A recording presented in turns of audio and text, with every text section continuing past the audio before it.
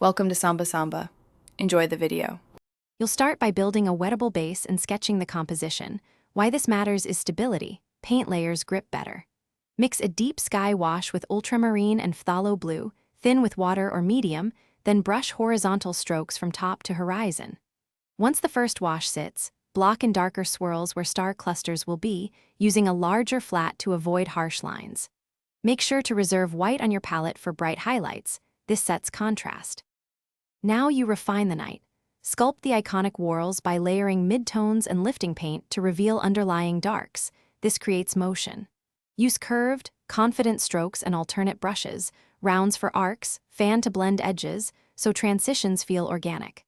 Apply a thin glaze of transparent blue to push some areas back, then add thicker impasto highlights with a palette knife to bring others forward.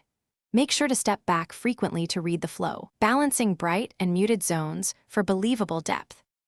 You finish by defining stars and luminous accents so the painting sings.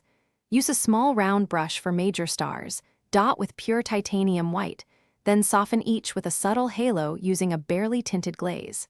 Add tiny speckles by flicking a loaded brush for distant stars, and introduce a few warm yellow centers to key lights for contrast.